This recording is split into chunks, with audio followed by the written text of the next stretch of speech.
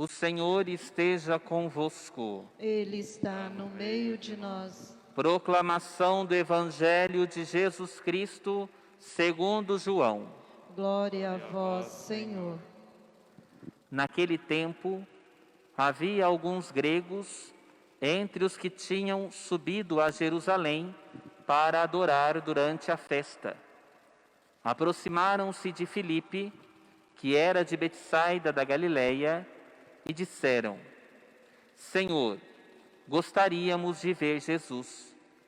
Filipe combinou com André e os dois foram falar com Jesus. Jesus respondeu-lhes: Chegou a hora em que o Filho do Homem vai ser glorificado. Em verdade vos digo, se o grão de trigo que cai na terra não morre, ele continua só um grão de trigo, mas se morre, então produz muito fruto. Quem se apega à sua vida, perde-a, mas quem faz pouca conta de sua vida neste mundo, conserva-la-á para a vida eterna. Se alguém me quer servir, siga-me, e onde eu estou, estará também o meu servo. Se alguém me serve, meu Pai o honrará. Agora sinto-me angustiado, e que direi? Pai, livra-me desta hora? Mas foi precisamente para esta hora que eu vim. Pai, glorifica o teu nome. Então veio uma voz do céu. Eu o glorifiquei e o glorificarei de novo. A multidão que aí estava e ouviu, dizia que tinha sido um trovão. Outros afirmavam: foi um anjo que falou com ele. Jesus respondeu e disse: essa voz que ouvistes não foi por causa de mim, mas por causa de vós. É agora o julgamento deste mundo. Agora o chefe deste mundo vai ser expulso, e eu, quando for elevado da terra, atrairei todos a mim. Jesus falava assim para indicar de que morte iria morrer. Palavra da salvação. Glória a vós, Senhor. Queridos irmãos, queridas irmãs em Cristo, celebramos hoje o 5º domingo da Quaresma. Estamos a uma semana da Semana Santa, a semana maior da nossa Igreja. Celebrando o tempo da Quaresma, nós celebramos o convite que Deus nos faz sempre à conversão. Deus vem ao nosso encontro, manifesta o seu amor e a sua misericórdia a cada um de nós.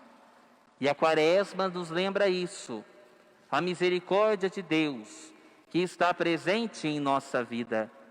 E é fazendo a experiência dessa misericórdia que todos nós somos chamados a buscar a conversão, a buscar a transformação do nosso coração, como nós ouvimos hoje na primeira leitura, tirada do livro do profeta Jeremias.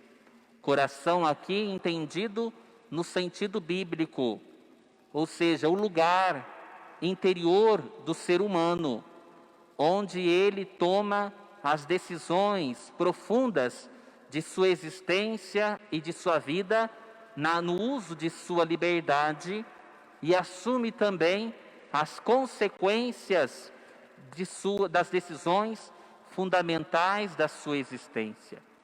A palavra de Deus convida a transformar o nosso coração.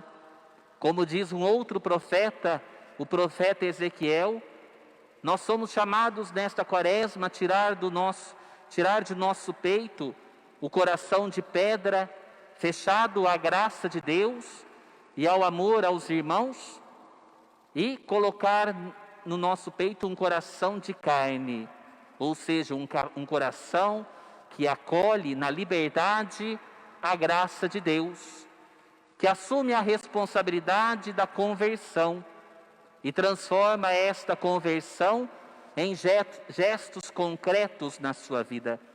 E assim também nós caminhamos na direção do Cristo, reconhecendo nele o nosso Salvador. Se é verdade que Deus vem ao nosso encontro para oferecer a sua graça e o seu perdão, também é verdade que nós somos chamados a realizar em nós este êxodo, ou seja, esta saída do pecado, da morte, para a graça, para a bênção, para a vida. A realizarmos este êxodo, essa saída de nós mesmos e irmos ao encontro de Deus. Sairmos também, irmos à procura de Deus. Hoje, o evangelho que nós ouvimos, um trecho tirado do capítulo 12 do Evangelho de São João. Jesus já tinha entrado de modo triunfal em Jerusalém, fez a sua entrada triunfal em Jerusalém, fato este que nós celebramos no domingo de Ramos, e agora Jesus se encontra ali em Jerusalém. E eis que alguns gregos que foram para a festa, para adorar durante a festa, aproximam-se de um dos discípulos de Jesus, Filipe, com o seguinte desejo: Senhor, gostaríamos de ver Jesus. Nesta passagem bíblica, em que estes gregos procuram Jesus, nós vemos também um ícone bíblico do nosso seguimento a Jesus, do nosso itinerário de fé e de vida cristã. Também nós temos no nosso coração este desejo de ver Jesus. E para São João, o ver é muito mais do que enxergar. O ver é entrar em comunhão com Cristo. É fazer uma experiência de Jesus na vida. E assim, fazendo a experiência de Jesus, aquele que faz a experiência de Jesus vai crescendo aos poucos na fé no Cristo. Ou seja, vai se comprometendo com a pessoa e o Evangelho de Jesus. Nós ouvimos no início do tempo comum deste ano, quando alguns discípulos, no mesmo Evangelho, o Evangelho de São João, que foram atrás de Jesus, depois de João Batista apontar para eles Jesus como Cordeiro de Deus, e perguntando: Mestre, onde moras? E Jesus respondeu: vinde ver, ou seja, entrar em comunhão, fazer a experiência de Jesus. Era isso que esses gregos queriam, fazer a experiência de Jesus na sua vida. Hoje também, nesta quaresma, é a oportunidade que mais uma vez nós temos de, movidos pelo nosso desejo de ver Jesus, buscarmos a comunhão com Cristo, a comunhão no nosso momento de oração, meditação interior, meditação da palavra de Deus, no silêncio, fazendo as nossas orações.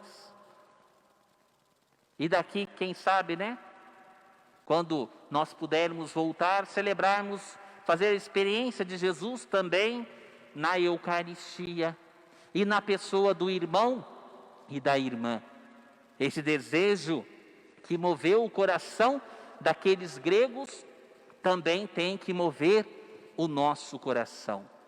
Irmos ao encontro de Jesus, buscar nele a fonte da vida. Eles foram até Filipe, depois Filipe combinou com outro discípulo de Jesus, André, e os dois juntos foram falar com Jesus sobre este desejo dos gregos de verem Jesus, de entrarem em comunhão com Ele. Meu irmão e minha irmã, é assim também que nós caminhamos na nossa fé. É assim também que nós damos passos na vida cristã. nós contamos com a ajuda de tantas pessoas que nos conduzem também a Jesus. Se formos olhar a nossa história, a nossa vida, quantas pessoas serviram para nós como sinais, instrumentos da graça de Deus na nossa vida, que nos conduziram até o Cristo, fonte da vida e da bênção. E assim também nós somos chamados a assumir a nossa missão. Se nós procuramos o Cristo, e muitas pessoas serviram de sinais da graça e da misericórdia de Deus para nós, para que nós pudéssemos fazer a experiência de Jesus na nossa vida, também nós podemos ajudar tantas pessoas hoje na sua procura de Jesus, ajudá-las a aprofundar a sua fé, a fazer essa experiência de Jesus Cristo. E vejam, meus irmãos e minhas irmãs, aqueles gregos foram durante a festa para adorar. Porém, quando lá chegaram, fizeram uma experiência mais profunda. Reconheceram que não era mais no templo e nem mais numa festa judaica que eles fariam a experiência do amor, mas fariam a experiência do amor e da graça e da salvação na pessoa de Jesus, Filho de Deus, que veio para nos salvar. Hoje, meus irmãos e minhas irmãs, sabemos sim que nós estamos neste momento dramático da pandemia, impossibilitados de participar da Eucaristia, um sacramento importantíssimo para todos nós, porque é na Eucaristia que nós alimentamos também a nossa vida de fé. Mas, apesar de estarmos impossibilitados de participar da Eucaristia, busquemos a Jesus nos nossos momentos que nós temos de oração, como eu disse, meditação da palavra de Deus. E a partir dessa experiência de Jesus, testemunhemos o Cristo na caridade. Reconheçamos como aqueles gregos reconheceram em Jesus o nosso Salvador, aquele que vem nos trazer a vida nova, aquele que transforma o nosso coração, se entregando ao Pai por nós na cruz. Jesus aproveita este momento em que os gregos, aqueles gregos queriam vê-lo para mostrar a sua missão. Quando ele diz: chegou a hora em que o Filho do Homem vai ser glorificado. Diversas vezes no Evangelho de São João, Jesus vai falar sobre a sua hora. A hora de Jesus é a cruz, que aos olhos do mundo é a humilhação, é o fracasso, é a impotência, é a derrota. Mas aos olhos da fé é a vitória, é a glorificação do Filho de Deus. Por quê? Porque a cruz é um coroamento de tudo aquilo que Jesus viveu. Jesus morre na cruz do jeito que ele viveu, doando a sua vida por amor até as últimas consequências. Por isso que a cruz de Jesus, para quem tem fé, não é derrota, não é fracasso, não é fim. É a expressão do amor de Deus por nós, que nos ama apesar dos nossos pecados, que nos ama até o fim, até as últimas consequências. E para mostrar um pouco mais da sua missão, Jesus ele usa de uma comparação ou de uma parábola. Se o grão de trigo que cai na terra não morre, ele continua só um grão de trigo, mas se morre, então produz muito fruto. Jesus compara a sua missão a uma semente, no caso, a semente do grão de trigo, que cai na terra, e se morrer na terra, ela depois transforma-se numa planta que vai gerar frutos. assim é a vida de Jesus. Jesus é este grão de trigo que o Pai semeou na humanidade, semeou no nosso mundo, e é semeado agora também em nosso coração e em nossa vida. Aos olhos dos homens do mundo, Jesus morreu. Jesus perdeu a sua vida. Ao olhar aos olhos da fé, foi perdendo a sua vida, foi morrendo, que Jesus gerou vida para nós. Trouxe para nós fruto de salvação, fruto de bênção, de paz, da presença de Deus em nosso dia a dia. E depois Jesus, Ele nos dá um conselho: quem se apega à sua vida perde-a, mas quem faz pouca conta de sua vida neste mundo, conserva-la para a vida eterna. É preciso que nós nos perguntemos, diante da experiência do amor de Deus, do amor de Jesus na nossa vida, como que nós estamos procedendo? Estamos querendo viver para o mundo, conservando a nossa vida, mas perdendo-a na dimensão da fé? Ou estamos fazendo pouca conta da nossa vida neste mundo, ou seja, assumindo a mesma missão do Cristo, assumindo o mesmo caminho do Cristo, que é a doação da vida, o serviço aos irmãos e às irmãs?